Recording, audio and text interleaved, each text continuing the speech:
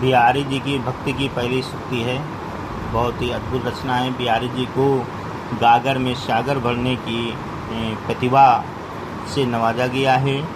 तो यहाँ पर पहली स्तुति कह रही है, मेरी भव बाधा हरो राधा नागर सोई, जातन की छाई परे श्याम हरित दुति हुई।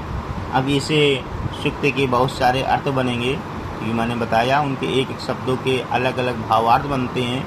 जैसे पहला ही लाइन देखिए, आप कह रहे हैं मेरी भव बाधा हरो। अगर इस तरीके से पढ़ेंगे तो मेरी का मतलब मेरी, भव बाधा जितनी भी बाधाएँ हैं, हरो मतलब हर लीजिए, राधा नागर सोई, हे राधा रानी आप मेरी सारी बाधाओं को हर लीजिए। क्यों? जा तन की छाई पड़े, जिसके शरीर की परछाई पड़ने से श्याम हरित दुत हुई। श्याम रंग यानी श्री कृष्ण का रंग भी श्याम से हरा हो जाता है। तो जब उनका रंग परिवर्तन हो सकता है तो हम लोग तो तुच्छ प्राणी हैं, आपकी कृपा से सारी बाधाएं भी शांत हो जाएंगी। इस एक प्रकार से अर्थ निकलता है। दूसरी दृष्टि में देखें तो इसका अर्थ निकलेगा कि हे राधा मेरी भव बाधा हरो राधा रानी सोई, हे राधा रानी मेरे सांसारिक कष्टों को आप हर लें, जिसके गौर शरीर की परछाई पड़ने से श्याम श्री कृष्ण हरे कांति के हो जाते हैं। अब हरे कैसे हो जाते हैं? जब नीला और पीला रंग मिलने से हरा रंग बन जाता है।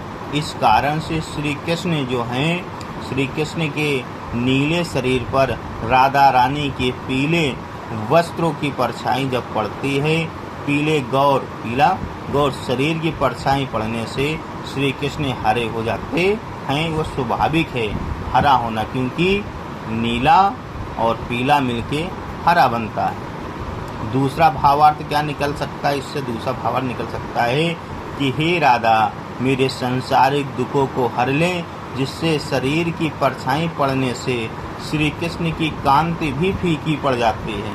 भाई जिसके शरीर की परछाई मात्र पड़ने से, कह रहा ना, जातन की छाई पड़े श्याम हरित दुत होई, जिस शरीर की परछाई पड़ने मात्र से श्री कृष्ण के कांति फीकी पड़ जाती है।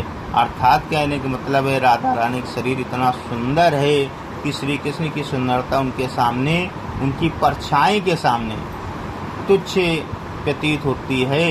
तो आप मेरे कष्टों को भी हर सकते हैं। तीसरा भावार्थ आप ये निकाल सकते हैं कि हल्दी नागर पोता और सोयाबीन मेरे शारीरिक रोगों को दूर करें, जिनके शरीर पर पड़ी मेरी काली छाइयाँ भी उज्ज्वल कांति हो जाती हैं। नागर क्योंकि हल्दी नागर पोता और सोयाबीन के उपटन तैयार करने से यदि शरीर पर मला जाए तो शरीर के सारी परछाई, सारी छाई जो निकलती हैं, जो झाइयाँ पड़ी रहती हैं, वो समाप्त हो जाती हैं। शारीरिक कांति में उत्पन्न होता है, सुंदरता आती है। तो इतने सारे इसके अर्थ निकल सकते हैं। लेकिन आपको क्या लिखना है? आप भावार्थ रूप से लिख सकते हैं। एक सिंपल सा अर्थ कि हे राधा रानी आप मेरे सांसारिक दुखों को हर लें, क्योंकि आपके शरीर की परछाई पड़ने से श्री कृष्ण की कांति भी फीकी पड़ जाती है, उनका शरीर का रंग भी बदल जाता है। अर्थात आप इतनी सुंदर हैं कि आपके परछाई के सामने श्री कृष्ण की शरीर तुच्छ नजर आती है। तो हे देवी जब श्री कृष्ण के तुच्छ नजर आते हैं तो हम मानव ही क्या हैं, हमारे कष्ट तो आप क्षण में भी खत्म कर सकते हैं, हर सकते हैं। ऐसा यहाँ पर आप लिख सकते हैं।